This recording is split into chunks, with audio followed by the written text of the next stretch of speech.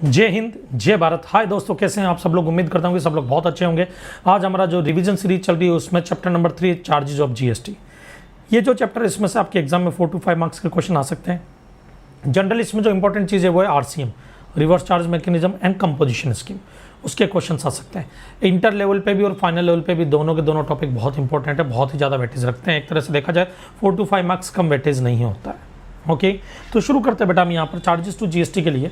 सबसे पहली चीज़ inter and intra state supply के बारे में डिस्कस करते हैं कि intra state supply and inter state supply क्या होता है। तो सबसे पहली चीज़ आपको ये देखना है, कभी भी कोई भी सिचुएशन हो कि place of supply and location of supplier दोनों एक ही स्टेट है या अलग अलग स्टेट है। दोनों अगर सेम स्टेट या अलग अलग स्टेट होंगे तो इन वन स्टेट या सिंगल स्टेट, सेम स्टेट या यूनियन टेरिटरी, तो उस केस में आपके दिमाग में थॉट आता है कि वो इंट्रा स्टेट सप्लाई या इंट्रा स्टेट ट्रांसफर होगा। ऐसा जरूरी नहीं है बेटा, उस केस में भी आपको ये देखना है यस या नो। तो बोले यस सेम है, तो फिर आप देखो सप्लाई आप किसको कर रहे हो, सप्लाई टू या बाई एसईजेड है बेटा, या फॉरेन टूरिस्ट को कर रहे हो,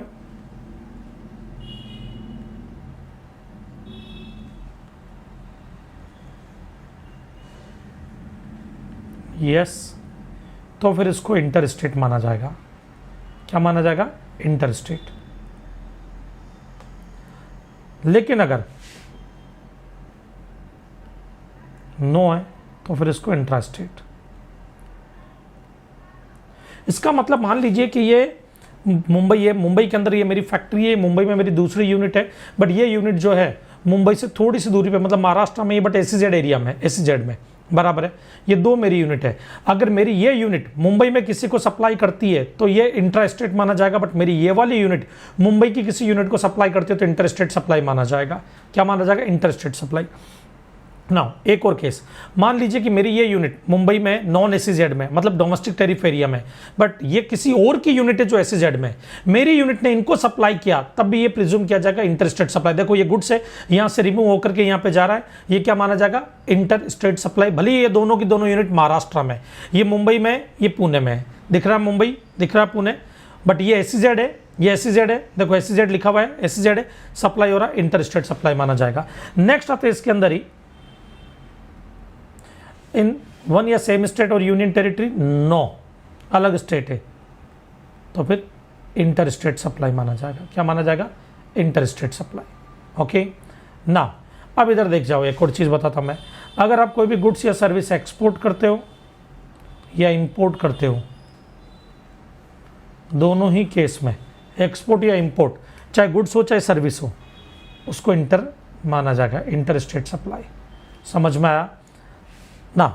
आ जाओ बेटा फटाफट एक बार, ये आपके सेक्शन 7 है आईजीएसटी एक्ट का, इंटर स्टेट सप्लाई के बारे में।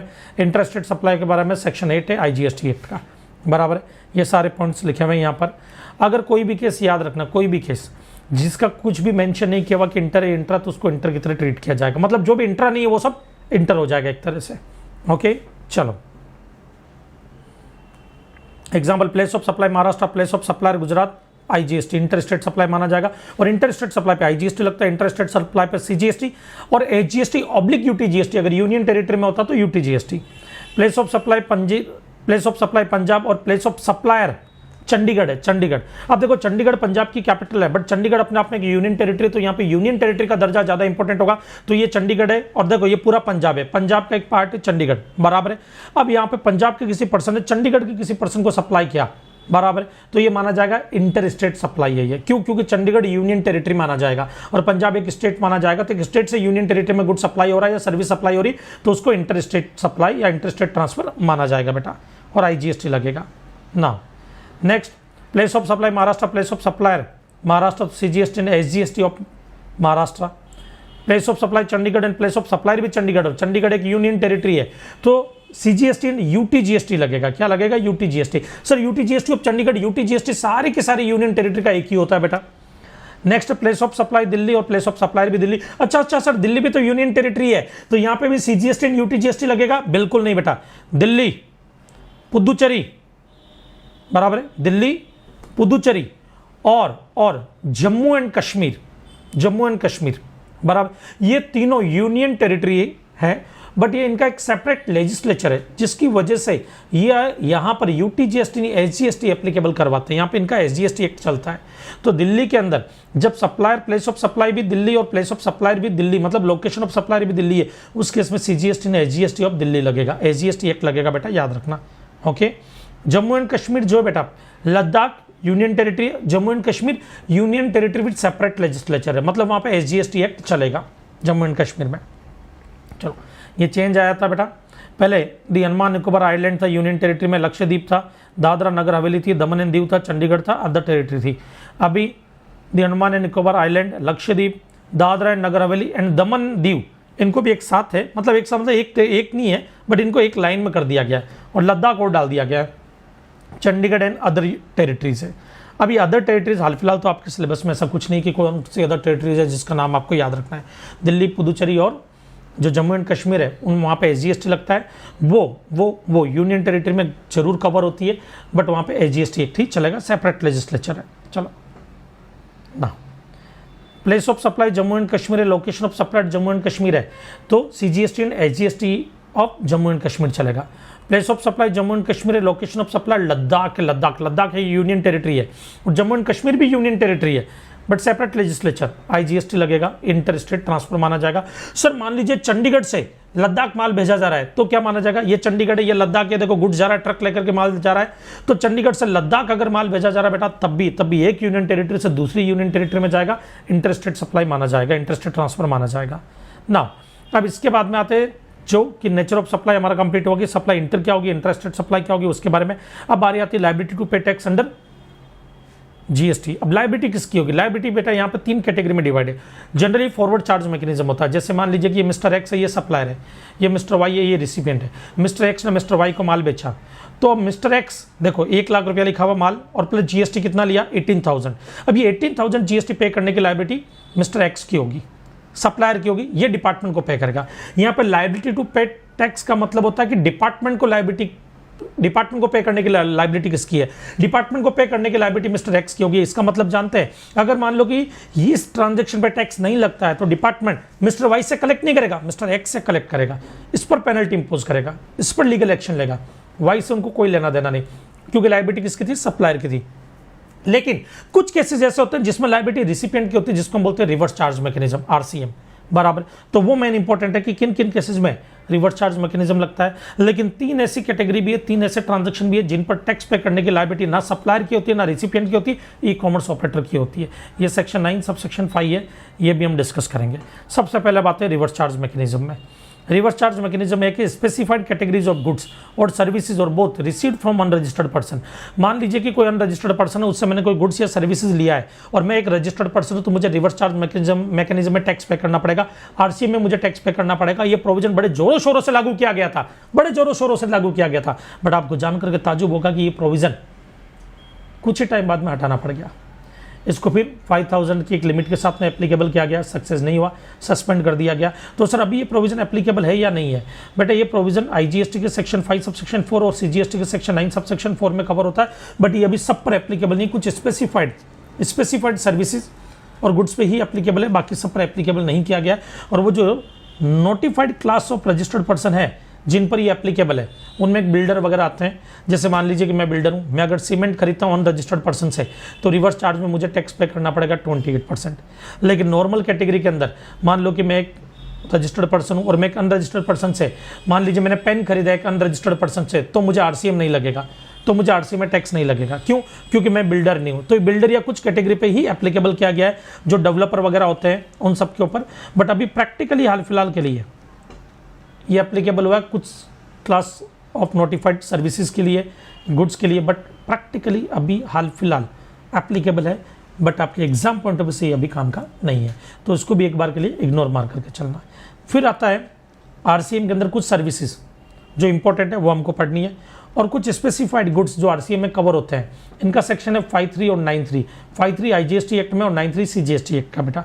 तो सर ये जो है स्पेसिफाइड गुड्स वगैरह जो आप खरीदते हो आरसीएम लगता है, ये इंपॉर्टेंट है नहीं बेटा, ये आपके सिलेबस में नहीं है अभी। सिर्फ ये कुछ गुड्स है, कैशू नट्स, बीड़ी रैपर्स, टॉबैको, सिल्कियान वगैरह, ये एक और खाली जस्ट रीड के लिए ये वाला। तो सर इंपॉर्टेंट क्या, इंपॉर्टेंट ये वाला पार्ट है बेटा।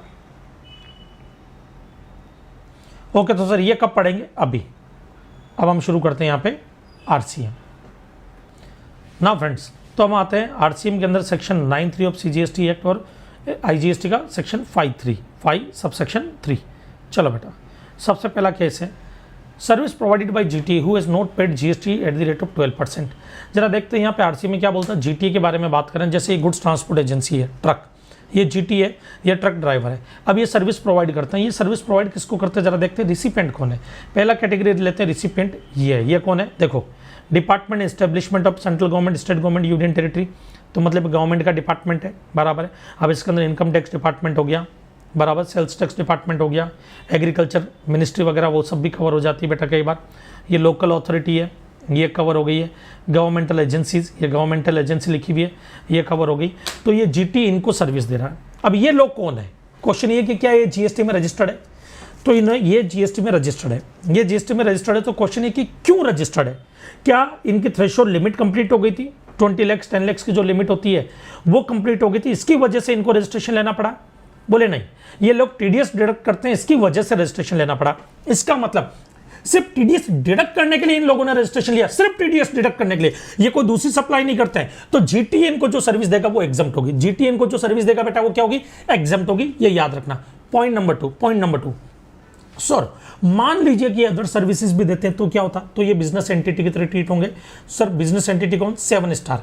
सर 7 स्टार कौन, 7 स्टार क्या होते हैं वो अभी मैं बताऊंगा आपको, डिस्कस करेंगे। अब आते हैं जरा 7 स्टार की कैटेगरी में।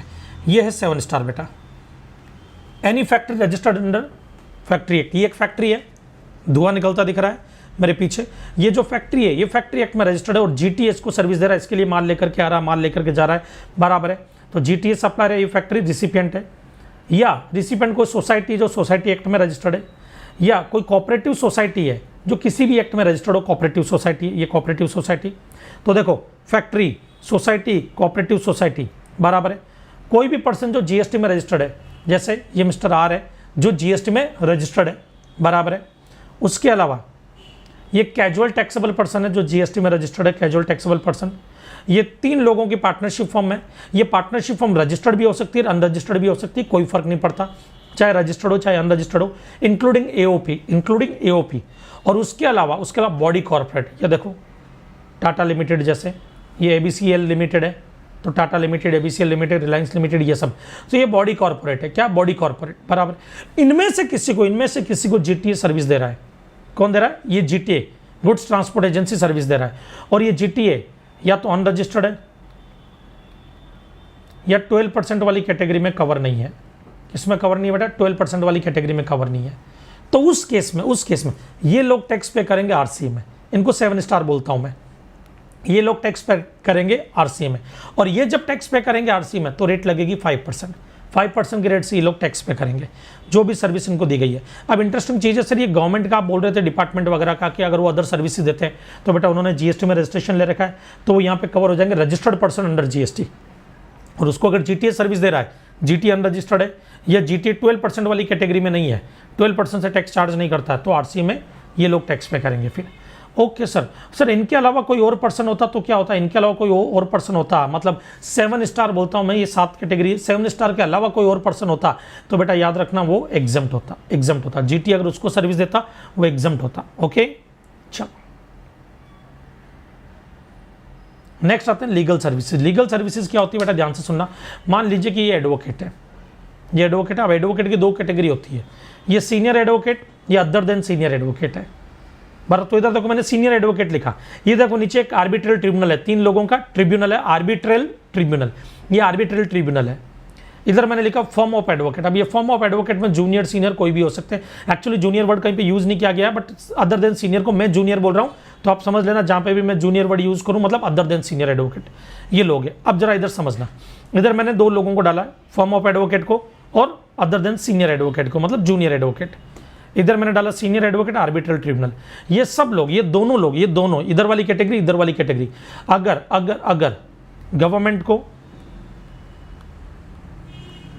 लोकल अथॉरिटी को, गवर्नमेंटल एंटिटी को, गवर्नमेंटल अथॉरिटी को, इनमें से किसी को सर्विस देते हैं, गवर्नमेंट में मतलब government, central government, state government, union territory, तीनों आएंगे, इनमें से किसी को भी सर्विस देते हैं, किसी को भी सर्विस देते हैं, इनमें से किसी को भी सर्विस देते हैं, किसी को भी देते हैं, इनमें से एग्जम्प्ट होगा। नेक्स्ट केस, दोनों में से, ये कैटेगरी या ये वाली कैटेगरी, दोनों में से कोई भी दो। ये लोग अगर किसी आम आदमी को दे रहे हैं, आम आदमी मतलब पर्सनल पर्पस के लिए, कोई भी सर्विस किसी को दी जा रही है वो अपने बिजनेस के लिए यूज नहीं कर रहा, पर्सनल पर्पस के लिए यूज कर रहा है। ये हस्बैंड वाइफ का डिवोर्स, ये हस्बैंड वाइफ का डिवोर्स हो रहा है, बराबर है, और यहाँ पे सीनियर एडवोकेट या other than senior advocate service देते हैं, या कोई एडवोकेट की फर्म सर्विस देती है, एग्जम्प्ट है। क्या है? एग्जम्प्ट है। ओके, कोई डाउट यहाँ पर? पक्का। अब नेक्स्ट आता बिजनेस एंटिटी को दी गई, मतलब बिजनेस पर्पस के लिए यूज की जाएगी।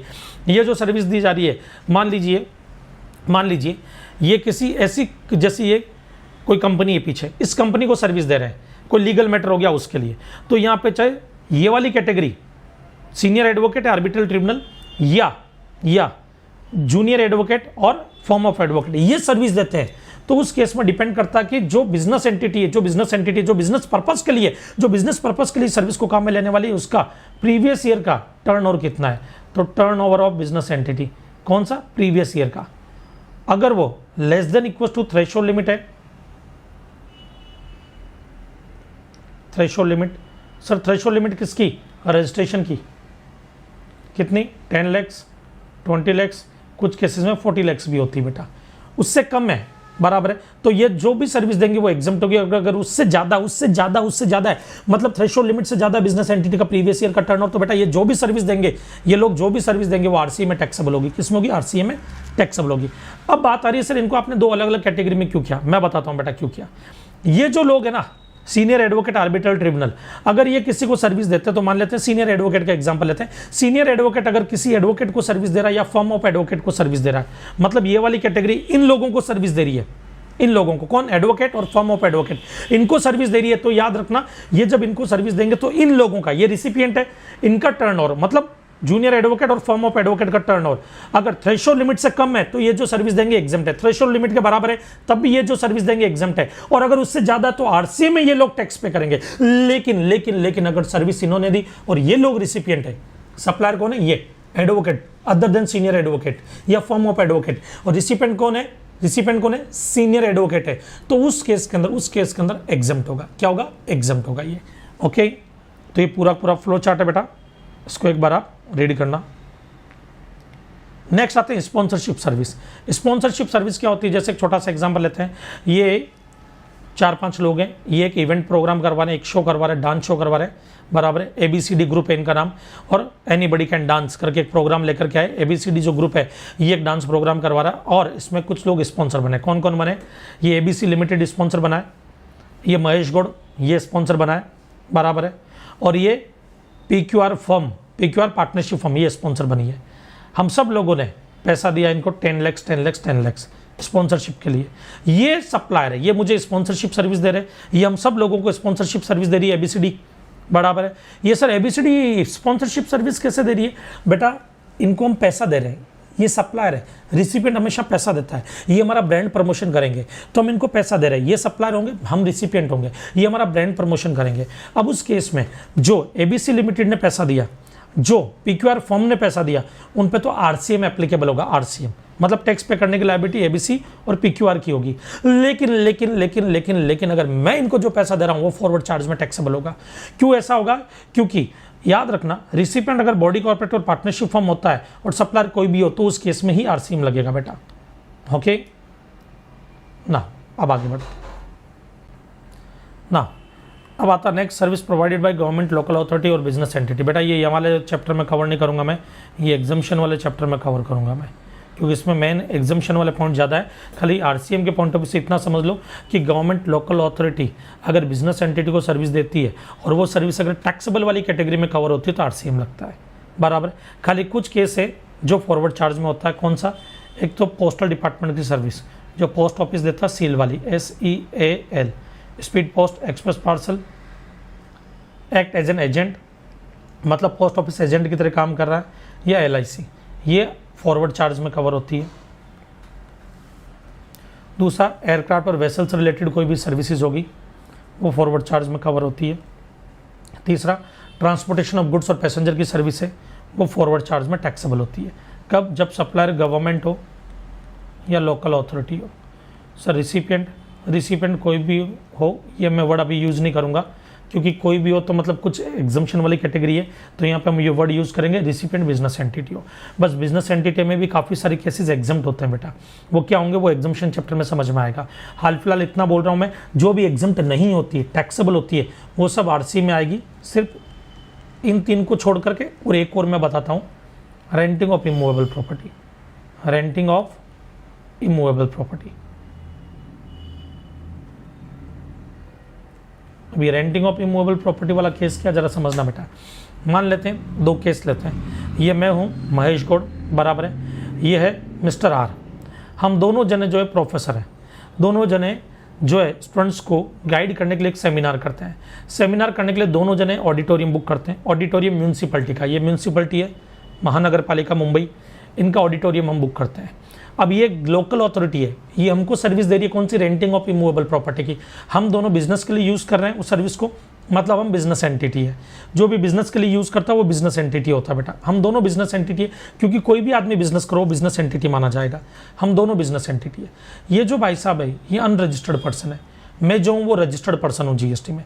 अब यहाँ पर महानगर पालिका ने हमको बोला 10,000 रुपया रेंट देना होगा एक दिन का। मैं 10,000 जो है रेंट पे कर रहा हूँ महानगर पालिका को, उस पर आरसीएम लगेगा क्योंकि मैं रजिस्टर्ड पर्सन हूँ।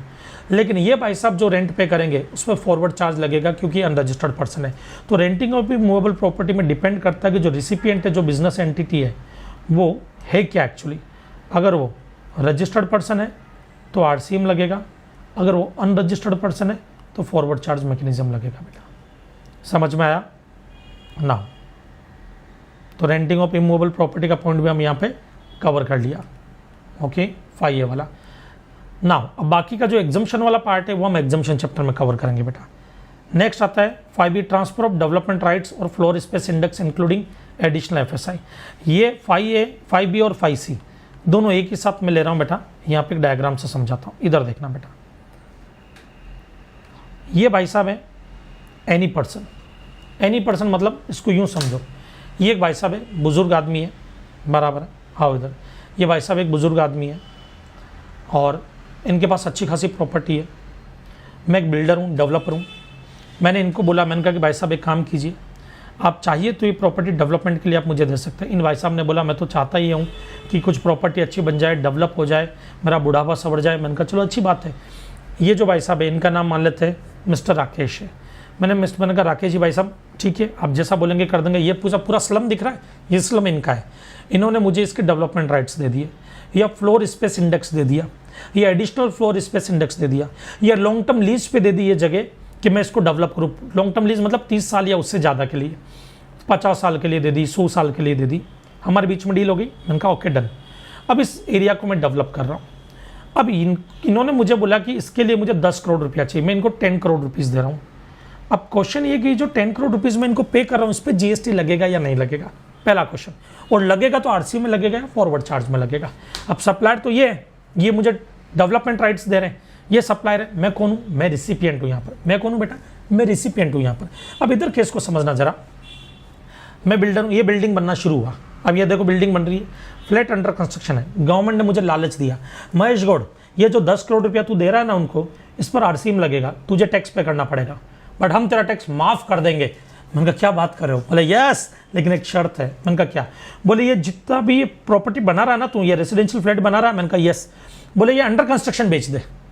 अगर तूने अंडर कंस्ट्रक्शन इनको सेल कर दिया तो ये 10 करोड़ रुपया जो तू इन भाई साहब को दे रहा है डेवलपमेंट राइट्स के, इन पे टैक्स नहीं लगेगा, ये एग्जाम कर देंगे। मैंने कहा अगर अंडर कंस्ट्रक्शन नहीं बेच पाया तो मैं, बोले तो इस 10 करोड़ पे आरसीए में बाद में टैक्स पे कर देना। मैंने कहा कब पे करूं? 10 करोड़ तो मैं आज इनको दे रहा हूं। बोले टैक्स आज पे मत कर, जिस दिन तेरा ओसी ऑक्यूपेशन सर्टिफिकेट आ जाए या सीसी कंप्लीशन सर्टिफिकेट आ जाए, उस टाइम पर तो आरसी में टैक्स पे कर देना। अगर ये वाले flat under construction sell out नहीं हुए तो, ओसीसीसी आने से पहले सेल आउट नहीं हुए तो प्री बुकिंग हो जानी चाहिए। मैंने कहा अगर आधे सेल हुए आधे नहीं हुए तो, बोले प्रोपोर्शनेट आरसी में टैक्स पे करना पड़ेगा तुझे 10 करोड़ पे। मैंने कहा ओके सर समझ गया। ओके, ये पूरा का पूरा एनालिसिस है उसका। नेक्स्ट आता है बेटा डायरेक्टर की सर्विसेज। इधर देखो, मैं डायरेक्टर हूँ XYZ लिमिटेड में, अब मैं मैनेजिंग डायरेक्टर हूँ, होल टाइम डायरेक्टर हूँ या आपके मैनेजर हूँ, तो उस केस में मुझे जो मैनेजरियल रेम्युनरेशन मिलता है वो नेगेटिव लिस्ट में आएगा, शेड्यूल 3 में जाएगा, जीएसटी नहीं लगेगा। लेकिन अगर मैं नॉन एग्जीक्यूटिव डायरेक्टर हूँ या मैं मैनेजरियल डायरेक्टर हूँ, MD हूँ, होल टाइम डायरेक्टर हूँ, बट मैं सिटिंग फी ले रहा हूँ बोर्ड मीटिंग अटेंड करने की, सिटिंग फी ले रहा हूँ अलग से, सैलरी नहीं, मैनेजरियल रेम्युनरेशन नहीं, अलग से सिटिंग फी ले रहा हूँ, उन पर आरसीएम लगता है। उस केस में ये जो XYZ लिमिटेड कंपनी है, मैं इसमें डायरेक्टर हूँ, ये मुझे जो सिटिंग फी पे करेगी उस पर टैक्स पे करने की लायबिलिटी किसकी होगी? XYZ लिमिटेड कंपनी की। मैं सप्लायर हूँ, ये रिसिपिएंट है। ओके, नेक्स्ट आता है इंश्योरेंस एजेंट। ये एक इंश्योरेंस कंपनी है बराबर, और ये भाई साहब इंश्योरेंस एजेंट है। ये भाई साहब जो घर घर जाकर के क्लाइंट ढूंढते हैं, भाई साहब इंश्योरेंस करवा लो, देखो कभी भी कुछ भी हो सकता है, और कंपनी को क्लाइंट ला करके देते हैं। कंपनी जो होती है इंश्योरेंस कंपनी, इनको देखो ये कमीशन दे रही है, कमीशन जा रहा है, उस कमीशन के लिए ये सप्लायर है, ये रिसिपिएंट है। क्यों? क्योंकि ये सर्विस जो दे रहे हैं उसमें सप्लाइड सर्विस के लिए ये सप्लायर है, ये रिसिपिएंट है, बदले में रिसिपिएंट इनको कमीशन दे रहा है, टैक्स पे करने की लायबिलिटी इंश्योरेंस कंपनी की होगी बेटा। नेक्स्ट है रिकवरी एजेंट। ये भाई साहब है जो रिकवरी एजेंट है, ये बैंक है, ये फाइनेंशियल इंस्टीट्यूशन और ये NBFC, तीनों में से कोई भी हो, तीनों में से कोई भी कैटेगरी बराबर है। अब इनका पैसा डूबा हुआ है मार्केट में, इन्होंने कईयों को लोन दिया है, रिकवरी नहीं हो पा रही, इन्होंने ये रिकवरी एजेंसी है इसको हायर किया कि भाई आप रिकवरी करके दो, हम आपको 10% कमीशन देंगे। तो जो 10% कमीशन है उस पर आरसीएम एप्लीकेबल होगा, टैक्स पे करने की liability banking company, financial institution, NBFC वगैरह इनकी होगी। ओके, नाउ अब आ रही आती है नेक्स्ट सर्विस बाय ये music composer, photographer and artist. अब इधर देखना बेटा, ये म्यूजिक कंपोजर है बराबर है, और इन्होंने एक म्यूजिक कंपोज किया, आग लगा दूंगा, आग लगा दूंगा, आग लगा दूंगा बराबर है। अब ये देखो इंडियन आइडल वगैरह में देखते होंगे कई सिंगर आते हैं, बाद में वो कंपोजर भी बनते हैं, सिंगर भी बनते हैं। तो एक एग्जांपल ले लेते हैं, जैसे कि ये भाई साहब है, ये आपके क्या है म्यूजिक कंपोजर, इन्होंने एक म्यूजिक कंपोज किया बराबर है, टन टना टन टन टन टारा, टन टना टन टन टन टारा, आग लगा दूंगा, आग लगा दूंगा, आग लगा दूंगा। और इन्होंने म्यूजिक कंपोज किया, ये म्यूजिक पसंद आ गया टी सीरीज कंपनी को, और ये जो टी सीरीज कंपनी है इन्होंने बोला भाई ये म्यूजिक के राइट्स तो हमको दे दो, हम इसमें रिकॉर्डिंग करके बेचेंगे। और ये टेम्पररी राइट्स दे रहे, परमानेंट नहीं, परमानेंट होता तो गुड्स हो जाता, टेम्पररी राइट्स दे रहे इनको। उस केस में ये रॉयल्टी पे करेंगे, ये सप्लायर है, ये रिसिपिएंट है, ये कंपनी रिसिपिएंट है, ये म्यूजिक कंपोजर सप्लायर है, टैक्स पे करने की लायबिलिटी किसकी होगी? कंपनी की होगी, आरसीएम एप्लीकेबल होगा। शर्त ये कि ये ओरिजिनल कंपोजर होने चाहिए, ओरिजिनल कंपोजर ये होने चाहिए बराबर है। ये ऑथर है, चेतन भगत मान लो या कोई दूसरा ऑथर मान लो, ये ऑथर है। इनकी बुक ये वाला XYZ पब्लिकेशन है, जो मान लेते हैं एग्जांपल है, खाली ये एग्जांपल है, XYZ पब्लिकेशन ये पब्लिश करता है, ये चेतन भगत को रॉयल्टी देता है। अगर ओरिजिनल लिटरेचर चेतन भगत का है तो उस केस में जो रॉयल्टी मिलती है उस पर टैक्स पे करने की लायबिलिटी पब्लिशर की होगी, इनकी नहीं होगी। बट ये वाला केस जो बेटा नीचे नीचे यहाँ पे भी कवर है बराबर, नीचे कवर है ऑथर वाला, तो नीचे ऑथर वाला पहले 9 में कवर था, अब इसको 9A में अलग से डाला गया है। अलग से क्यों डाला गया? क्यों यहाँ पर इंपॉर्टेंट अनाउंसमेंट क्या, इंपॉर्टेंट चीज़ क्या है, यहाँ पे ऑप्शन दे दिया गया है चेतन भगत को, मतलब ऑथर को, कि आप चाहो तो फॉरवर्ड चार्ज में रहो, चाहो तो रिवर्स चार्ज में रहो। अब रिवर्स चार्ज में रहेंगे तो पब्लिशर की लायबिलिटी होगी, फॉरवर्ड चार्ज में रहेंगे तो चेतन भगत की लायबिलिटी होगी। बट अगर फॉरवर्ड चार्ज में आना चाहते हैं ये, तो उस केस में इनको क्या करना पड़ेगा कि चेतन भगत को जीएसटी डिपार्टमेंट को बोलना पड़ेगा, कमिश्नर को बोलना पड़ेगा कि भाई मैं फॉरवर्ड चार्ज में टैक्स पे करना चाहता हूँ। दूसरा, इनको जीएसटी में रजिस्ट्रेशन लेना पड़ेगा, कंपलसरी है। और उसके अलावा सबसे इंपॉर्टेंट चीज़ ये है कि भाई 1 साल तक इनको फिर फॉरवर्ड चार्ज में रहना ही पड़ेगा, छोड़ नहीं सकते ये। ओके, नहीं तो अदरवाइज ये आरसीएम में टैक्स पे कर सकता है, आरसीएम का ऑप्शन भी रहेगा इनको। उसके अलावा आर्टिस्ट, ये आर्टिस्ट है बराबर, प्रभास, ये बाहुबली मूवी के एक्टर है। अब जो बाहुबली के प्रोड्यूसर है बराबर, वो उनको जो भी पेमेंट करेंगे उस पर आरसीएम एप्लीकेबल होगा, रिवर्स चार्ज मैकेनिज्म एप्लीकेबल होगा बराबर है। ये फोटोग्राफर है, ये प्रोड्यूसर के लिए फोटो वगैरह क्लिक करते हैं मूवीज़ वगैरह की, तो ये जो फोटो क्लिक करते हैं इनको जो पेमेंट वगैरह किया जाता है फोटोग्राफर्स वगैरह को, वो सब आरसीएम में टैक्सेबल होता है बेटा। ओके, चलो आरबीआई ओवरसीइंग कमेटी, ये एक ओवरसीइंग कमेटी जो टाइम टाइम पर आरबीआई को गाइडेंस वगैरह देती रहती है, और ये reserve bank of India RBI है। ओवरसीइंग कमेटी आरबीआई को जो भी सर्विस देगी आरसीएम में एप्लीकेबल होगा, टैक्स पे करने की लायबिलिटी किसकी होगी? आरबीआई की होगी, ओवरसीइंग कमेटी की नहीं होती है। ओवरसीइंग कमेटी सप्लायर होता है, आरबीआई रिसिपिएंट होता है। Direct selling agent, direct selling agent 2 तरह के मान सकता हूँ। ये इंडिविजुअल डायरेक्ट सेलिंग एजेंट है मिस्टर ए, और ये BCD एक पार्टनरशिप फॉर्म है, ये भी डायरेक्ट सेलिंग एजेंट है। ये किसको सर्विस दे रहे हैं? ये सर्विस दे रहे हैं बैंकिंग कंपनी और NBFC। और ये देखो फाइनेंशियल इंस्टीट्यूशन लिख करके उसके ऊपर क्रॉस मार दिया, फाइनेंशियल इंस्टीट्यूशन यहाँ पे कवर नहीं होगा। यहाँ पे किसको कवर किया? खाली बैंकिंग कंपनी बराबर और NBFC बराबर, फिनेंस इंस्टीट्यूशन यहाँ पे कवर नहीं होता। अब ये लोग जो है ये सर्विस देते हैं इनको, बैंकिंग कंपनी फाइनेंशियल इंस्टीट्यूशन को, तो आरसीएम लगेगा या फॉरवर्ड चार्ज। तो अगर इंडिविजुअल मतलब मिस्टर ए सर्विस दे रहा है तो आरसीएम लगेगा, individual direct selling agent service दे रहा है। ये जो एजेंट वगैरह होते हैं जो कस्टमर वगैरह ढूंढ करके लाते हैं, इनके लिए फोन करते हैं, भाई साहब आपके लिए एक स्कीम आई है लोन की, सर आप लोन लेंगे क्या, ये सब चीजें। तो उस केस में टैक्स पे करने की लायबिलिटी किसकी होगी, बैंकिंग कंपनी और एनबीएफसी की होगी, मिस्टर ए की नहीं होगी। लेकिन मिस्टर ए कब, जब डायरेक्ट सेलिंग एजेंट हो इंडिविजुअल। लेकिन अदर देन इंडिविजुअल हो, पार्टनरशिप फॉर्म वगैरह अगर डायरेक्ट सेलिंग एजेंट हो तो याद रखना उस केस में टैक्स पे करने की लायबिलिटी किसकी आ जाएगी, फॉरवर्ड चार्ज मैकेनिज्म में बीसीडी फर्म की। तो ये जो फर्म है वो टैक्स पे करेगी, रिसिपेंट टैक्स पे नहीं करेगा, वो फॉरवर्ड चार्ज में जाएगा। ओके सर, समझा। नाउ नेक्स्ट है service provided by business facilitator to a banking company. Business facilitator जो है वो बैंकिंग कंपनी को सर्विस देते हैं, तो क्या होगा, इधर देखना बेटा, यहाँ पे दो चीजें एक साथ ले रहा हूं मैं, बिजनेस फैसिलिटेटर बैंकिंग कंपनी, और यहाँ पे मैं लिख रहा हूं अर्बन एरिया, क्योंकि रूरल एरिया में होता तो सर्विस एग्जम्प्ट होती है बेटा। बीएफ मतलब business facilitator, business correspondent, banking company, urban area या इंश्योरेंस कंपनी, बराबर है। ये बिजनेस कॉरेस्पॉन्डेंट है, ये बिजनेस फैसिलिटेटर है। बिजनेस फैसिलिटेटर के भी एजेंट होते हैं, ये एजेंट है बिजनेस कॉरेस्पॉन्डेंट का। अब इधर देखना बेटा, इंटरेस्टिंग चीज़ ये है, बिजनेस फैसिलिटेटर जो बैंकिंग कंपनी को सर्विस देगा ये आरसी में टैक्सेबल है, लेकिन एजेंट जो बिजनेस फैसिलिटेटर को सर्विस देगा वो फॉरवर्ड चार्ज मैकेनिज्म में टैक्सेबल है। तो ये सप्लायर है, ये रिसिपिएंट है, बट इधर ये सप्लायर है, ये रिसिपिएंट है। बोर्ड बिजनेस कॉरेस्पॉन्डेंट अगर बैंकिंग कंपनी इंश्योरेंस कंपनी को सर्विस दे रहा जो अर्बन एरिया में, रूरल एरिया इसलिए नहीं लिखा क्योंकि सर्विस एग्जम्प्ट होती है बेटा रूरल एरिया के एंट्री नंबर 39 में जो सीजीएसटी एक्ट का है, वो हम पढ़ेंगे एग्जम्पशन चैप्टर में, बराबर। तो बिजनेस कॉरेस्पॉन्डेंट बैंकिंग कंपनी को देता है तो फॉरवर्ड चार्ज मैकेनिज्म में आएगा। लेकिन कोई एजेंट है जो बिजनेस कॉरेस्पॉन्डेंट का एजेंट बिजनेस कॉरेस्पॉन्डेंट को सर्विस देता तो ये आरसीएम में आएगा, बराबर। तो दो सर्विस मैंने कवर किए बेटा यहाँ पर, ये आरसीएम की है। तो ये सप्लायर, ये रिसिपिएंट तो आरसीएम, ये सप्लायर, ये रिसिपिएंट तो आरसीएम। ओके, तो आ जाओ, ये business facilitator and business correspondent दोनों कवर हो गए।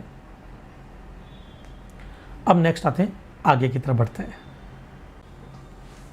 ना। नेक्स्ट आता है सिक्योरिटी सर्विसेज। सिक्योरिटी सर्विसेज का मतलब क्या होता है, सिक्योरिटी देना, बराबर है।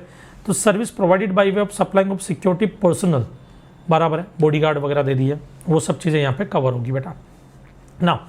अब ये जो केस है, इस केस में आरसीएम कब लगता है, तो ये क्या बोलते हैं, सप्लायर कोई भी हो, any person other then body corporate, मतलब बॉडी कॉर्पोरेट सप्लायर हुआ तो फॉरवर्ड चार्ज मैकेनिज्म लग जाएगा।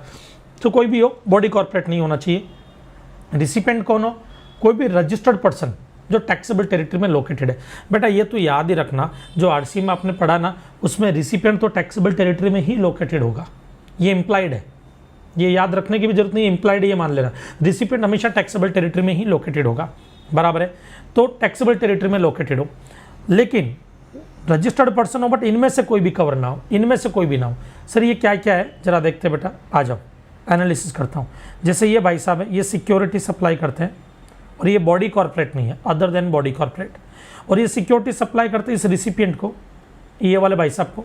और ये जो भाई साहब एक रजिस्टर्ड पर्सन है, बट ये किस में रजिस्टर्ड है, कंपोजिशन स्कीम में रजिस्टर्ड है, registered person under composition scheme, बराबर। अब कंपोजिशन स्कीम 10(1) वाली हो या 10(2)A वाली हो, बराबर है, कोई फर्क नहीं पड़ता।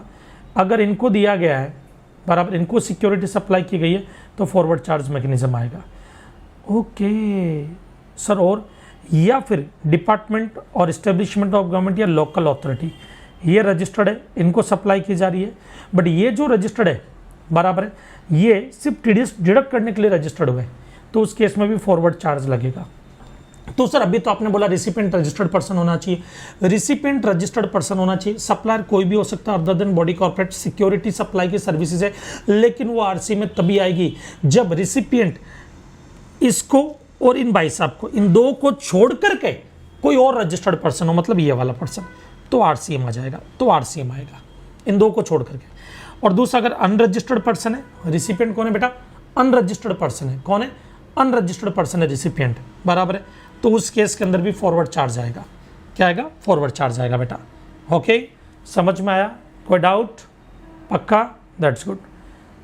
नाउ नेक्स्ट आते हैं renting of motor vehicles. Motor vehicles को अगर आप रेंट पे देते हैं, वो वाली सर्विस दे रहे हैं, तो क्या होगा? तो इधर देखो क्या बोला, सप्लायर कोई भी होना चाहिए any person other then body corporate. तो इधर देखो ये सप्लायर है, अगर ये बॉडी कॉर्पोरेट है या अदर पर्सन है, मैं एग्जांपल ही ले लेता हूँ ना बेटा, यहाँ पर अपन टेंशन नहीं लेते हैं। मान लेते हैं सप्लायर एक तो बॉडी कॉर्पोरेट है, बराबर है, और एक ले लेते हैं मिस्टर ए है, मिस्टर बी है, मिस्टर सी है, 3 लोग हैं। ये सर्विस दे रहे हैं किसको? Body corporate located in taxable territory. किसी बॉडी कॉर्पोरेट को सर्विस क्या दे रहे? Services provided by of renting of any motor vehicles design to carry passenger where the cost of fuel is included in the consideration charge from the service recipient to body corporate. मतलब ये supplier है, बराबर, ये एक body corporate है, क्या? Are limited, और ये क्यू लिमिटेड है। आर लिमिटेड का बिजनेस क्या है? ये गाड़ियां खूब सारी दिख रही, इनको रेंट पे देने का। ये क्यू लिमिटेड को गाड़ी रेंट पे देती है, जो भी पैसा लेगी वो फॉरवर्ड चार्ज में टैक्सेबल होगा। क्यों? क्योंकि सप्लायर बॉडी कॉर्पोरेट है। अब दूसरा एग्जांपल लेता हूँ, सप्लायर मान लो ये है मिस्टर ए, ये है मिस्टर बी और ये है मिस्टर सी। ये 3 लोग हैं जो क्यू लिमिटेड को सर्विस देते हैं रेंटिंग ऑफ मोटर व्हीकल्स की, बराबर है। अब ये जो ए लिमिटेड है, ये जीएसटी चार्ज करता है 12% से, 6% सीजीएसटी, 6% एसजीएसटी। कौन करता है? Mister A. तो यहाँ पे फॉरवर्ड चार्ज मैकेनिज्म आएगा। इसके अलावा कोई और है, जैसे बी और सी, बराबर। इसमें बी जो है वो उसकी सर्विस आती है 5% वाली कैटेगरी में टैक्सेबल। ये भले रजिस्टर्ड पर्सन है बट 5% वाली कैटेगरी में, ये 5% वाली कैटेगरी में, तो आरसी में टैक्स लगेगा। और कौन पे करेगा बेटा? क्यू लिमिटेड टैक्स पे करेगा रेंटिंग ऑफ मोटर व्हीकल्स वाली सर्विसेज में, बराबर है। डीजल पेट्रोल वगैरह जो है वो सब इंक्लूड है, जो भी ये पैसा ले रहे हैं उसके अंदर। सी जो है ये बेचारा अनरजिस्टर्ड पर्सन, बट ये भी अगर क्यू लिमिटेड को रेंटिंग ऑफ मोटर व्हीकल्स वाली सर्विसेज दे रही है, ये वाली सर्विसेज दे रहा है, तो उस केस में याद रखना, ये वाली सर्विसेज अगर ये कौन? मिस्टर सी दे रहा है, जो अनरजिस्टर्ड पर्सन है, वो भी आरसी में टैक्सेबल होगी। क्यू लिमिटेड उस पर टैक्स पे करेगा। ओके, नाउ बेटा 12% वाला होगा तो फॉरवर्ड चार्ज में आ जाएगा। ये पूरा एनालिसिस है उसका, जो अभी मैंने बताया यहाँ पर। नेक्स्ट आते हैं आपके service of landing of securities. अगर कोई लेंडर है, बराबर, वो सप्लायर है और बोरोवर रिसिपिएंट है, तो उसके बीच में जो प्रीमियम दिया जाता है, जो कौन? बोरोवर प्रीमियम देगा लेंडर को सिक्योरिटी अवेलेबल करवाने के लिए, उस केस पे आरसीएम लगता है। एक छोटे से एग्जांपल से समझाता हूँ, टेक्निकली इसको लेकर के नहीं जाऊँगा, एक लेमन लैंग्वेज का लेमन एग्जांपल लूँगा ताकि आपको समझ में आए। बट ये प्रैक्टिकल लाइफ में इंटरमीडिएट के थ्रू होती है ये सारी सर्विसेज। मैं आपको नॉर्मल वे में समझाता हूँ ताकि आपको एक बार कॉन्सेप्ट समझ में आ जाए। मान लीजिए कि मैंने मार्केट में कुछ शेयर बेचे, मेरे पास में रिलायंस का एक भी शेयर नहीं, और मैंने आपको बोल दिया कि 1000 शेयर मैं आज आपको बेचने को तैयार हूँ। आज भाव चल रहा 200 रुपया शेयर का, आपने बोला हमको चाहिए। अब 200 रुपये में मैं आपको शेयर बेच रहा हूँ आज, जबकि मेरे पास एक फुट्टी कोड़ी नहीं है। ये भाई साहब है, इन भाई साहब से मैंने वो शेयर उधार लिए, इनके पास शेयर थे रिलायंस के, बराबर है, और कितने? 1000 शेयर, और 200 का भाव है। मैंने इनको बोला भाई साहब मुझे 1000 शेयर उधार दे दो, खरीद नहीं रहा हूँ, उधार ले रहा हूँ, 2 महीने बाद लौटा दूंगा। बोले ठीक है। मैंने इनसे उधार लिए, और उधार लेकर के मैंने इनको 25,000 रुपया मान लो या 20,000 रुपया प्रीमियम दिया। वो प्रीमियम पे आरसीएम लगेगा, ओके ना। तो यहाँ पर ये भाई साहब कौन है? लेंडर। मैं कौन हूँ? बोरोवर। अब वो शेयर मैंने आपको दे दिए आज, आपने मुझे उन 1000 शेयर पे पैसा दे दिया 2 लाख रुपया आज। अब मैं क्या करूँगा, फ्यूचर के अंदर 2 महीने बाद ये शेयर की कीमत हो गई 110 रुपया मान लो, तब उस वक्त मैं 1000 शेयर खरीदूंगा मार्केट से, और 1,10,000 रुपया मेरी पॉकेट से जाएगा। उनसे खरीदा मैंने और इन भाई साहब को वापस लौटा दिए इनके शेयर। भाई साहब की कमाई क्या हो गई बेटा? 25,000 जो प्रीमियम दिया उस पर आरसीएम लगेगा। मैंने क्या कमा लिया? मेरे को 90,000 का प्रॉफिट हो गया, जिसमें से मेरा खर्चा कितना हुआ? भाई साहब को 20,000 या 25,000 प्रीमियम दिया वो, और कोई खर्चा ही नहीं, बाकी का मैंने कमा लिया, वो मेरा प्रॉफिट हो गया, बराबर है। ओके, नाउ नेक्स्ट आते हैं आपके 2 ऐसी सर्विसेज जो सिर्फ आईजीएसटी एक्ट में ही आरसीएम में टैक्सेबल होगी, सीजीएसटी एक्ट में नहीं होती। बाकी अभी तक जो हमने पढ़ा वो सीजीएसटी एक्ट में भी टैक्सेबल होती है और आईजीएसटी एक्ट में भी टैक्सेबल होती है। अगर इंटर स्टेट है तो आईजीएसटी में, और इंट्रा है तो सीजीएसटी एक्ट में। लेकिन अब जो हम पढ़ने वाले हैं वो सिर्फ आईजीएसटी एक्ट में होगी। क्यों? क्योंकि उनमें सप्लायर आउटसाइड इंडिया का होता है। पहला केस है any service supplied by any person who is located in non taxable territory to any person other than non taxable online recipient. ये क्या कहना चाहता है, सप्लाइड नॉन टैक्सेबल टेरिटरी का है, और सर्विस जो है वो OIDAR वाली ले लेता हूँ, online information database access and retrieval services. Best example देता हूँ, नेटफ्लिक्स। ये नेटफ्लिक्स दिख रहा है, ये USA की कंपनी है। मैं मूवी देखने के लिए इनको सब्सक्राइब करता हूँ और मैं इनको मान लीजिए 5,000 रुपये का पेमेंट करता हूँ 1 साल के लिए। ये 5,000 मैंने नेटफ्लिक्स को दिया। नेटफ्लिक्स एक बिजनेस एंटिटी और मैं एंड यूजर हूँ, कस्टमर। मैं उसको अपने बिजनेस के काम में नहीं लूँगा, मैं उसको किसके काम में लूँगा, पर्सनल पर्पस के लिए। तो मुझे यहाँ पे किस नाम से जाना जाएगा, इधर आ जाओ, मुझे यहाँ पे किस नाम से जाना जाएगा, non taxable online recipient. Online service ले रहा हूँ इसलिए ऑनलाइन रिसिपिएंट हूँ, बट नॉन टैक्सेबल हूँ, मेरा बिजनेस नहीं है उस चीज़ का। तो ये B2C सप्लाई मानी जाती। क्या मानी जाती, B2C सप्लाई। तो उस केस में जो 5,000 रुपया उस पर टैक्स पे करने की लायबिलिटी किसकी होगी, नेटफ्लिक्स की होगी, मेरी नहीं होगी। तो इनके एजेंट यहाँ पे इंडिया में बैठे होते हैं जो इनके बिहाफ पे टैक्स पे करते हैं। केस नंबर 2, मान लीजिए मैं कोई सर्विस ले रहा हूँ, ये फॉरेन की USA की एक साइट है, इस साइट से मैं कोई सर्विस को डेटा एक्सेस कर रहा हूँ, कुछ इन्फॉर्मेशन एक्सेस कर रहा हूँ, और वो इन्फॉर्मेशन मेरे बिजनेस के काम में आएगी, और मैं इनको पेमेंट करता हूँ 10,000 का, 10,000 का। उस 10,000 पे RCM एप्लीकेबल होगा। क्या एप्लीकेबल होगा बेटा, रिवर्स चार्ज मैकेनिज्म। क्या एप्लीकेबल होगा, reverse charge mechanism. RCM applicable होगा, टैक्स पे करने की लायबिलिटी मेरी है क्योंकि मैं बिजनेस के काम में ले रहा हूँ। यहाँ पे इसको B2B सप्लाई बोला जाता है। क्या बोला जाता है बेटा, B2B। यहाँ पे मैं other than non taxable online recipient हूँ, in short taxable online recipient हूँ मैं। ओके, नाउ नेक्स्ट आता है service by way of person located in non taxable territory by way of transportation of goods by vessels from place outside India up to the custom station of clearance in India. इधर देखो बेटा, ये US है, USA से ये goods आ रहा है India में, बराबर। ये इंडिया में, ये USA से माल लेकर के आ रहा है, इस शिप के थ्रू आ रहा है, मेरा गुड्स है। ये शिप पे जो माल रखा हुआ है, ये शिप पे माल मेरा गुड्स रखा हुआ है, और शिप का जो ओनर है, ये शिप जो USA का नॉन टैक्सेबल टेरिटरी का, ये मुझे सर्विस दे रहा है। कौन सी, ट्रांसपोर्टेशन ऑफ गुड्स की थ्रू वेसल्स।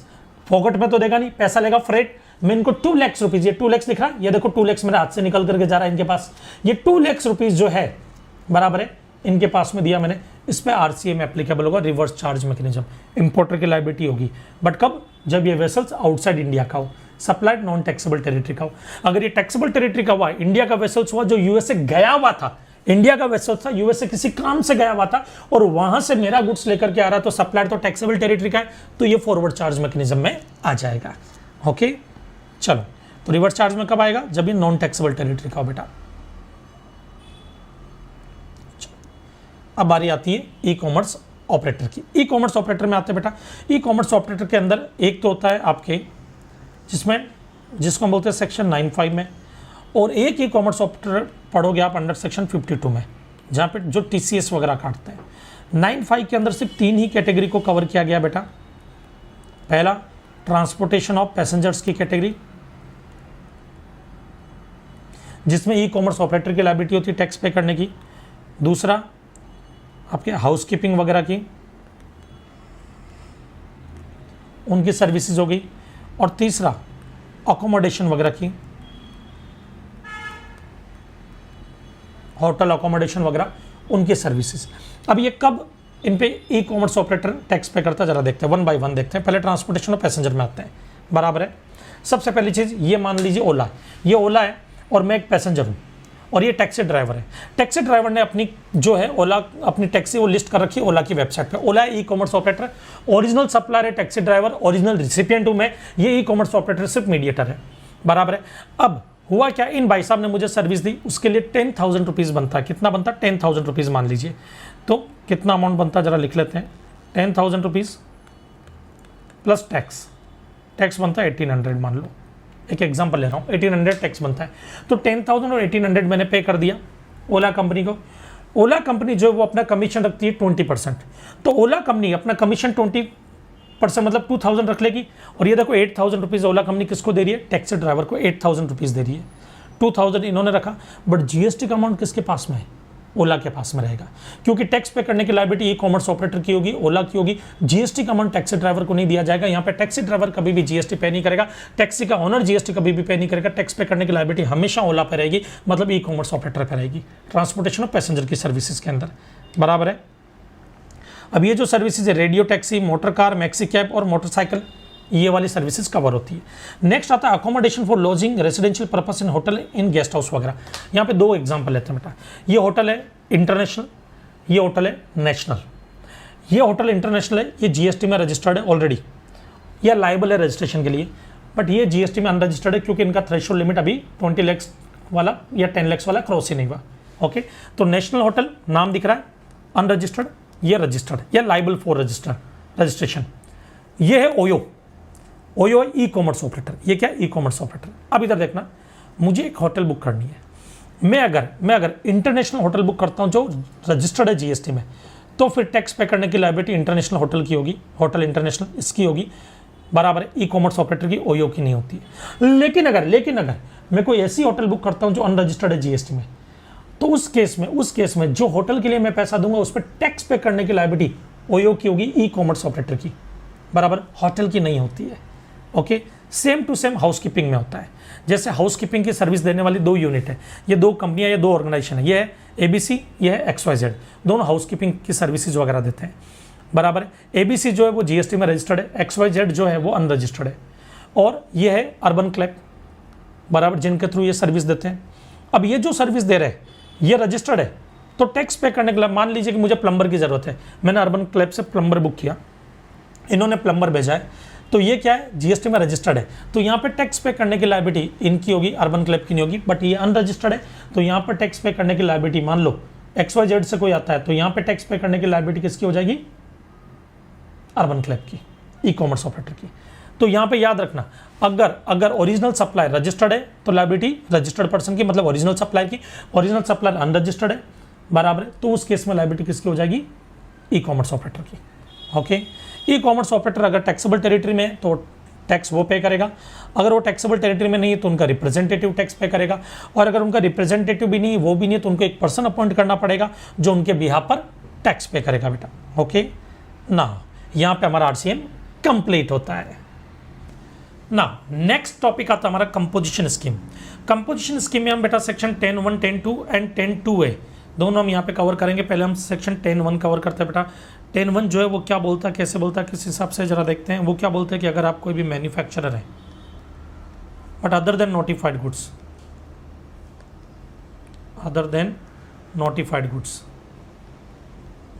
गुड्स मैन्युफैक्चर नहीं करते हो आप।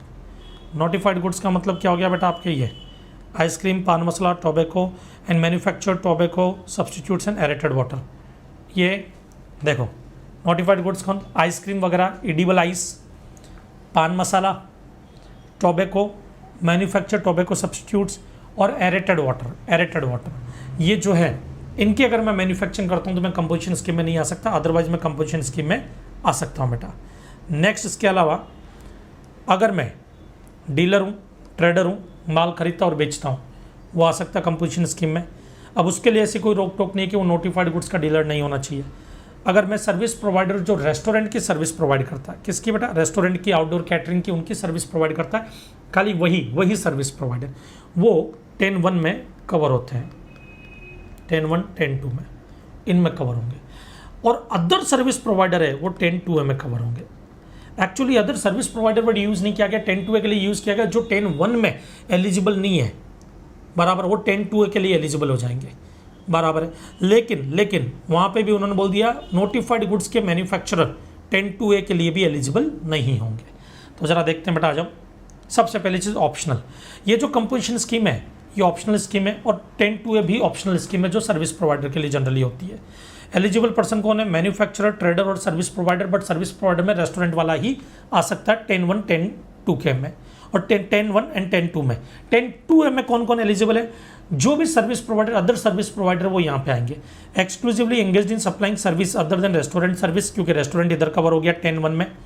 और any person who is not eligible for composition scheme, but याद रखना मैन्युफैक्चर ऑफ नोटिफाइड गुड्स वो इधर कवर नहीं होगा, वो नहीं आना चाहिए। अग्रीगेट टर्नओवर, अगर प्रीवियस ईयर का, पिछले साल का मेरा टर्नओवर 75 लाख या 150 लाख क्रॉस है, 75 लाख या 150 लाख क्रॉस है प्रीवियस ईयर का, तो मैं 10(1) और 10(2) के लिए एलिजिबल हूँ। लेकिन अगर 10(2) की बात करूँ तो प्रीवियस ईयर का अग्रीगेट टर्नओवर 50 लाख क्रॉस नहीं होना चाहिए, 50 लाख तक है तो ही मैं 10(2) के लिए एलिजिबल हूँ। तो यहाँ पे 150 लाख मतलब 1.5 करोड़ से ज़्यादा प्रीवियस ईयर का टर्नओवर। सर ये 1.5 करोड़ और 75 लाख दो लिमिट क्यों दी गई 10(1) और 10(2) में? उसका रीज़न है बेटा, स्पेशल कैटेगरी स्टेट जो है बराबर कौन सा, सतनाम यूके, सिक्किम, त्रिपुरा, नागालैंड, अरुणाचल प्रदेश, मणिपुर, मेघालय, मिजोरम, सतनाम और उत्तराखंड, यूके उत्तराखंड। इनमें अगर आपकी यूनिट है या एक से ज़्यादा यूनिट है, उनमें से कोई भी यूनिट, एक भी यूनिट अगर इस एरिया में है तो 75 लाख से ज़्यादा अगर आपका प्रीवियस ईयर का टर्नओवर था तो आप कंपोजिशन स्कीम में नहीं आ सकते 10(1) में। लेकिन अगर इनके अलावा किसी और स्टेट में इनमें एक भी यूनिट नहीं है, आपकी एक भी यूनिट नहीं है, तो उस केस के अंदर 150 लाख से ज़्यादा का टर्नओवर है तो कंपोजिशन स्कीम के लिए एलिजिबल नहीं है। 150 लाख तक का टर्नओवर था प्रीवियस ईयर में तो आप एलिजिबल हो कंपोजिशन स्कीम के लिए। लेकिन 10(2)(a) के लिए 10(2)(a) के लिए 2A कैसे, 10(2)(a) ब्रैकेट में बेटा, ओके, 10(2)(a) के लिए उसके लिए आपका प्रीवियस ईयर का टर्नओवर 50 लाख से ज़्यादा नहीं होना चाहिए। ओके ना, अब बात आती है अग्रीगेट टर्नओवर का मतलब क्या होता है, एक सिंपल वे में समझाता हूँ। अग्रीगेट टर्नओवर का मीनिंग अगर आज के बाद कुछ भी आ जाए कंपोजिशन स्कीम के लिए, इस चैप्टर के लिए, सिर्फ इस चैप्टर के लिए,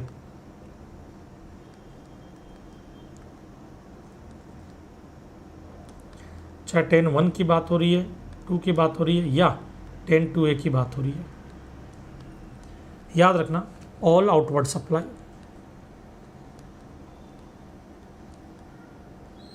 पिछले साल आपने जो भी आउटवर्ड सप्लाई की थी सब आएगा, चाहे वो एग्जम्प्ट सप्लाई हो, चाहे वो टैक्सेबल सप्लाई हो, बराबर, बट आउटवर्ड, इनवर्ड सप्लाई नहीं। कोई भी इनवर्ड सप्लाई जिसमें आरसी में टैक्स पे करते हो वो कवर नहीं होगी। आउटवर्ड सप्लाई जो आपने दी थी, अब वो सप्लाई चाहे टैक्सेबल हो, चाहे एग्जम्प्ट हो, चाहे इंटर हो या इंट्रा हो, प्रीवियस ईयर की कोई सी भी हो, all outward supply except interest on lard, loan, advance deposit.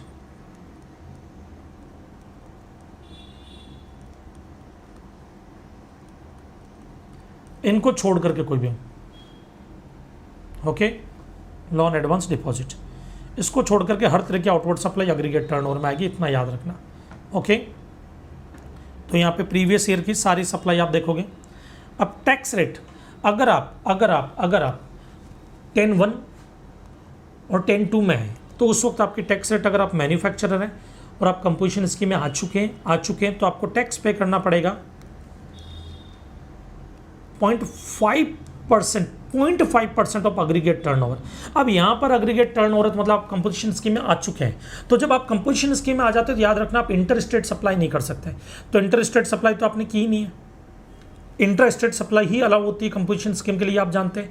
तो all outward supply of inter state outward supply, जो भी आउटवर्ड सप्लाई है, but interest on loan, advance deposit नहीं आएगा, बस उसको छोड़ करके सारी इंटर स्टेट सप्लाई जितनी भी, चाहे टैक्सेबल हो चाहे एग्जम्प्ट हो, सब अग्रीगेट टर्नओवर में आएगी। उसका 0.5% CGST, 0.5% SGST, बट ट्रेडर हो तो 0.5% ऑफ टैक्सेबल सप्लाई, सिर्फ टैक्सेबल सप्लाई का 0.5% पे करोगे अगर आप ट्रेडर हो तो, और 0.5% SGST, तो CGST 0.5%, SGST 0.5%, और रेस्टोरेंट हो तो 2.5% ऑफ अग्रीगेट टर्नओवर। फिर अग्रीगेट टर्नओवर आया मतलब interest on loan, advance deposit को छोड़ करके ऑल आउटवर्ड सप्लाई, चाहे टैक्सेबल हो चाहे एग्जम्प्ट है, बराबर है, उसका 2.5% CGST, 2.5% SGST।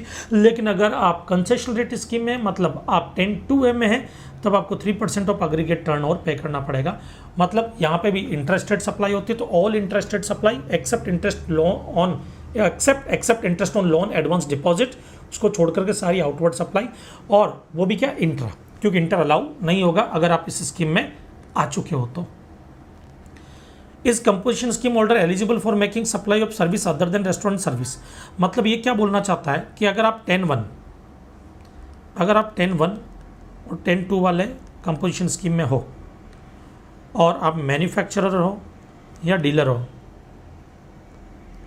और आप कुछ सर्विस भी देना चाहते हो साथ में, तो क्या सर्विस दे सकते हो? यस, बट कितनी सर्विस दे सकते हैं?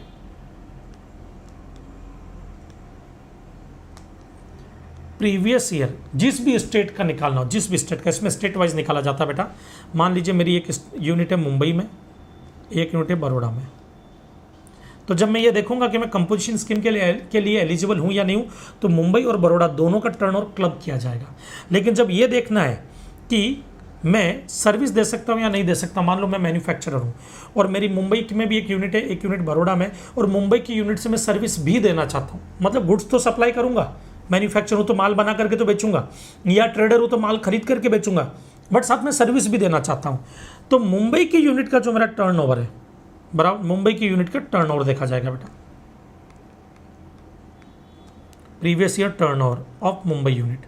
जो भी स्टेट है, पर्टिकुलर स्टेट या यूनियन टेरिटरी जिसका भी लेना हो, उसका 10% और 5 lakhs, whichever is higher, उतनी सर्विस में दे सकता हूँ, उतनी सर्विस दे सकता हूँ गुड्स के साथ साथ। मतलब गुड्स भी बेचूंगा, गुड्स माल बना करके बेचूंगा, गुड्स खरीद करके बेचूंगा, बट साथ में सर्विस भी दे सकता हूँ, बट इस लिमिट से ज़्यादा नहीं दे सकता, इतनी ही दे पाऊंगा।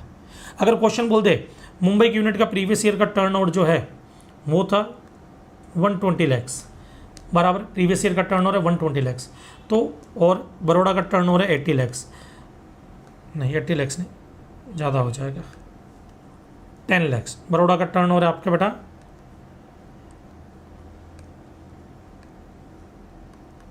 10 lakhs। इस केस के अंदर मुझे मुंबई की यूनिट से सर्विस देनी, तो इसका 10%,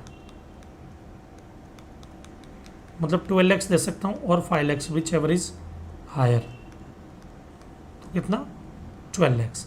12 lakhs तक की सर्विस दे सकता हूँ मैं गुड्स के साथ साथ में। ओके, नाउ नेक्स्ट आते हैं आपके एग्रीगेट टर्नओवर का मीनिंग। मैंने कहा ना ऑल आउटवर्ड सप्लाई, चाहे टैक्सेबल हो, चाहे एग्जाम्प्ट हो, चाहे एक्सपोर्ट हो, चाहे इंटरस्टेट हो, इवन यहाँ तक कि इंटरस्टेट सप्लाई जब प्रीवियस ईयर का देखोगे, करंट ईयर में आप कंपोजिशन स्कीम में आ गए अगर, बराबर, तो आप इंटरस्टेट सप्लाई कर ही नहीं सकते हो। अगर मैं अपनी ही यूनिट को किसी को माल बेच रहा हूँ, वो वाला भी टर्नओवर में काउंट होगा। मैं मुंबई से बड़ौदा माल भेजा मैंने, तो उस केस में प्रीवियस ईयर में मुंबई से बड़ौदा भेजा, तो वो भी मेरे टर्नओवर का पार्ट होगा, भले मैंने अपनी ही यूनिट में क्यों ना भेजा हो। क्या कवर नहीं होता? जीएसटी कवर नहीं होगा, कंपनसेशन सेस कवर नहीं होगा, या इनवर्ड सप्लाई जिस पे मैं आरसी में टैक्स पे करता हूँ वो इधर कवर नहीं होगी। Interest on loan advance deposit यहाँ पे कवर नहीं होगा बेटा। ना who can not opt for composition scheme या कंसेशनलिटी स्कीम। कंपोजिशन स्कीम और कंसेशनलिटी स्कीम के लिए कौन एलिजिबल है, कौन नहीं है, जरा देखते हो। तो यहाँ पे बोला गया कौन नहीं ऑप्ट कर सकता। पहला सर्विस प्रोवाइडर, तो ये बात हो रही है 10(1) की और 10(2) की। बोला 10(1) और 10(2) में सर्विस प्रोवाइडर नहीं आ सकते, खाली एक्सेप्ट रेस्टोरेंट, बराबर है। हाँ, बट मैन्युफैक्चरर और डीलर सर्विस दे सकते हैं, बट लिमिट में। लिमिट कितनी? प्रीवियस ईयर का टर्नओवर ऑफ स्टेट और यूनियन टेरिटरी का 10% और 5 lakhs whichever is higher, बस। लेकिन 10(2) में हो तब हर तरह का सर्विस प्रोवाइडर अलाउ है। तो ये वाला पॉइंट जो है वो किसके लिए एप्लीकेबल नहीं होगा? ये सिर्फ कंपोजिशन स्कीम 10(1) के लिए एप्लीकेबल है, 10(2) के लिए एप्लीकेबल नहीं है ये वाला पॉइंट कि सर्विस प्रोवाइडर नहीं आ सकता। दूसरा person making non taxable supply. अगर आप नॉन टैक्सेबल सप्लाई पे कर रहे हैं, अल्कोहल, पेट्रोल वगैरह, शेड्यूल 3 की सर्विस गुड्स वगैरह बेच रहे हैं, तो कॉमन सेंस की बात है बेटा, क्यों आओगे आप? क्योंकि जब आपका टैक्स लगता ही नहीं है तो क्यों कंपोजिशन स्कीम में आओगे? तो वो नहीं आ सकता। पर्सन मेकिंग इंटरेस्टेड सप्लाई, अगर आप इंटरेस्टेड सप्लाई करते हैं तो फिर नहीं आ सकता। But interested supply of goods लिखा है, तो क्या इंटरेस्टेड सप्लाई ऑफ सर्विस कर सकते हैं बेटा? सर्विस भी अलाउ नहीं है। 10(2) में जो सर्विस प्रोवाइडर है उनके लिए बोला गया इंटरेस्टेड सप्लाई ऑफ सर्विस वो नहीं कर सकते। तो वो तो इंटरेस्टेड सप्लाई ऑफ सर्विस और गुड्स दोनों ही नहीं कर सकते। लेकिन आप 10(1) और 10(2) में है तो उस केस में interested supply of goods allow नहीं है, but interested supply of service कर सकते हैं। उसका रिस्ट्रिक्शंस नहीं लगाया बेटा 10(1) और 10(2) के लिए। ई कॉमर्स ऑपरेटर हो आप, जो TCS काटता है, बराबर, वो इधर नहीं आ सकता है, बराबर। मैन्युफैक्चर ऑफ नोटिफाइड गुड्स हो तो नहीं आ सकते हो। नॉन रेजिडेंट टैक्सेबल पर्सन हो, कैजुअल टैक्सेबल पर्सन हो, वो इस स्कीम का बेनिफिट नहीं ले सकते हैं। समथिंग टू नो, कुछ नई बातें आपको जाननी है जो आप शायद जानते हैं, शायद ना जानते हैं। कौन कौन सी चीज़ें जरा देखते हैं ना। जो इस ऑप्शन के अंदर आ जाता है, बराबर है, वो ऑटोमेटिक इस ऑप्शन से निकल जाएगा ऑटोमेटिक। कब? जब उनका turn over threshold limit cross कर देगा। कौन सी? 1.5 CR वाली, या 75 lakhs वाली, और या 50 lakhs वाली। ये 10(2) के लिए और ये 10(1) के केस में। Okay. Composition scheme to be adopted uniformly. मेरी एक यूनिट मुंबई में, एक यूनिट बड़ौदा में। मैं चाहता हूँ कि बड़ौदा की यूनिट रेगुलर स्कीम में रहे, मुंबई की यूनिट जो है कंपोजिशन स्कीम में आए तो ऐसा नहीं हो सकता है, या तो दोनों कंपोजिशन में आएगी या दोनों फिर रेगुलर में रहेगी। यूनिफॉर्मली इस स्कीम को लेना पड़ेगा। The taxable person is covered under 10 और 10(2) है, बराबर है ना। तो मैं टैक्स कलेक्ट कर सकता हूँ मैं अपनी पॉकेट से 0.5% ऑफ अग्रीगेट टर्नओवर, या 0.5% ऑफ टैक्सेबल सप्लाई, या 2.5% ऑफ अग्रीगेट टर्नओवर, या 3% ऑफ अग्रीगेट टर्नओवर। ये जो CGST का अमाउंट और SGST का अमाउंट मैं पे करूँगा, बराबर, वो अपनी पॉकेट से पे करूँगा, कस्टमर से कलेक्ट नहीं कर सकता। दूसरा, मैं ITC का बेनिफिट नहीं ले सकता, मैं क्रेडिट नहीं ले सकता अगर मैं इस स्कीम में हूँ तो। नाउ नेक्स्ट आ जाओ, there is no restriction on composition supply to procure goods from interstate supply. मैं इंटरस्टेट सप्लाई नहीं कर सकता, मैं किसी को सर्विस या गुड सप्लाई नहीं कर सकता जो दूसरी स्टेट का पर्सन है, लेकिन मैं दूसरी स्टेट से खरीद सकता हूँ, प्रोक्योर कर सकता हूँ, वो अलाउ है। अगर मैं अंडर सेक्शन 10(2) में या 10(1) में हूँ तो मुझे अपने जो भी प्रोमिनेंट पार्ट है, जो भी मेरे बिजनेस का, जो भी मेरा मेन जो है एंट्रेंस वगैरह है, वहाँ पर मुझे साइन बोर्ड लगाना पड़ेगा, जिसपे प्रोमिनेंट प्लेस पे मुझे ये लिखना पड़ेगा, क्या प्रिंसिपल प्लेस ऑफ बिजनेस या एडिशनल प्लेस ऑफ बिजनेस जो है उस पर लिखना पड़ेगा क्या, कि मैं कंपोजिशन टैक्सेबल पर्सन हूँ। टैक्सेबल पर्सन शेल नॉट पे tax under RCM on inward supply of goods और सर्विसेज। ये क्या बोलता है? शेल पे टैक्सेबल पर्सन शेल पे tax under RCM on inward supply of goods और सर्विसेज। मान लीजिए बेटा कि मैं कंपोजिशन स्कीम में हूँ और कंपोजिशन स्कीम के अंदर हूँ मैं, तो मैं आउटवर्ड सप्लाई के लिए बोला गया कि मुझे 0.5% टैक्स पे करना है, या 2.5% या 3% पे करना है, लेकिन इनवर्ड सप्लाई पे मैं नॉर्मल रेट से ही टैक्स पे करूंगा अगर वो RC में टैक्सेबल हो रही है और मैं रिसिपिएंट हूँ तो, बराबर है। सेम इन CRS जहाँ पे लिखा है ना बेटा, उसका मतलब है कंसेशनल रेट स्कीम जो 10(2) वाली होती है। ओके, चलो ये कुछ रूल्स है बेटा, इसको खाली जस्ट रीड कर लेना एक बार आप। Okay, exam point of view से कोई खास इंपॉर्टेंट नहीं है। ये क्लेरिफिकेशन है, एयरपोर्ट अथॉरिटी का है, जरा देख लेते हैं बेटा। द एयरपोर्ट ऑपरेटर शेल पे GST on PSF and UDF collected by them from the passenger through the airlines. चलो आ जाओ बेटा, airport authority of India, example से समझो बेटा। ये एयरपोर्ट अथॉरिटी ऑफ इंडिया है। ओके, अब ये बड़ा सा एयरपोर्ट है, यहाँ पे आपको काफ़ी सारी फैसिलिटीज़ दी जाती है, बराबर है। AC की मस्त हवा खाते हो, बढ़िया बढ़िया टॉयलेट्स वगैरह है, एकदम क्लीन वगैरह होते हैं, सब अच्छी अच्छी फैसिलिटीज़ दे रहे हैं। आपको आराम करने के लिए भी फैसिलिटी मिलती है यहाँ पर, सब फैसिलिटीज़ आपको एयरपोर्ट अथॉरिटी देती है। आपसे पैसा तो लेगी, बट लेगी कैसे? क्या उनका कोई वॉचमैन या चौकीदार खड़ा रहेगा वहाँ पे जो सबसे पैसा कलेक्ट करेगा? भाई 5 रुपया दे, भाई 5 रुपया दे, 5 रुपया दे, 5 रुपया दे, 10 रुपया दे, 100 रुपया दो, जो आप ये वॉशरूम वगैरह यूज़ करते हो। नहीं, तो उनका तरीका क्या है? इन्होंने एक बढ़िया तरीका निकाला। ये जो एयरलाइंस है ना, इंडिगो एक एग्जाम्पल ले रहा हूँ। इंडिगो के मालिक से बात की एयरपोर्ट अथॉरिटी ने, बोले कि देखो जी, आप एयर टिकट का पैसा तो लोगे, तो जो एयर टिकट खरीद रहा है इसका मतलब वो पोर्ट पे तो आएगा, एयरपोर्ट पे। आप एयर टिकट के साथ में कुछ एडिशनल अमाउंट भी ले लो। जैसे मान लो आपका टिकट का अमाउंट होता है 1000 रुपया, आप 100 रुपया और ले लो हमारे बिहार पर, बराबर है। तो टोटल आप 1100 रुपया ले लो। ये 100 रुपया और प्लस इसका जो GST होता है वो आप हमारे को दे देना। ओके, ये कौन बोल रहा है? Airport authority. किसको बोल रहा है? इंडिगो को। तो क्या है कि हमको टेंशन नहीं रहेगी। बोले ठीक है। इंडिगो ने 1100 रुपीज़ लिया, इसमें से ये 100 रुपीज़ तो उसने किसकी कैपेसिटी लिया कि एजेंट की तरह लिया। वो एजेंट किसका था? एजेंट ऑफ एयरपोर्ट अथॉरिटी का। और ये उसने पैसेंजर से लिया अपने टिकट का। तो इस 1000 रुपये पे जो GST बनेगा उसकी लायबिलिटी किसकी होगी? इंडिगो की, जो एयरपोर्ट अथॉरिटी होगी। बट ये 100 रुपये पे जो GST कलेक्ट किया किसने? इंडिगो ने। वो अमाउंट जैसे मान लो 5 रुपया GST का लिया, 100 रुपया प्लस 5 रुपया GST, ये अमाउंट पूरा का पूरा इंडिगो एयरपोर्ट अथॉरिटी को दे देगी। और ये 5 रुपये की टैक्स पे करने की लायबिलिटी एयरपोर्ट अथॉरिटी की होगी, इंडिगो की नहीं होगी। हाँ, इंडिगो कमीशन ले सकता है। इंडिगो बोलेगा भाई देखो 100 रुपया दिया ना, 10 रुपया मेरा कमीशन इसमें। उस कमीशन पे इंडिगो टैक्स कलेक्ट करेगा एयरपोर्ट अथॉरिटी से, क्योंकि ये सप्लायर है, ये रिसिपिएंट है, ये अपना कमीशन ले रहा है, बराबर है। और उस पर जो टैक्स बनेगा 10 रुपये पे, वो इंडिगो पे करेगा फॉरवर्ड चार्ज में।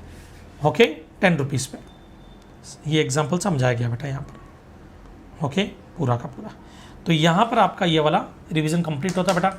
बड़ी मेहनत की इस रिवीजन लेक्चर को बनाने में। एनिमेटेड लेक्चर है बेटा, इसमें टाइम भी काफ़ी लगता है, एफर्ट्स भी काफ़ी लगते हैं। अगर आपको ये लेक्चर पसंद आया हो तो वीडियो को लाइक करना ना भूलें, चैनल को सब्सक्राइब करना ना भूलें और बेल का आइकन जरूर दबाएं ताकि हमारे नए नए नोटिफिकेशन आपको टाइम पर अवेलेबल हो सके। मिलते हैं हम हमारे नेक्स्ट सेशन में, तब तक के लिए जय हिंद, जय भारत।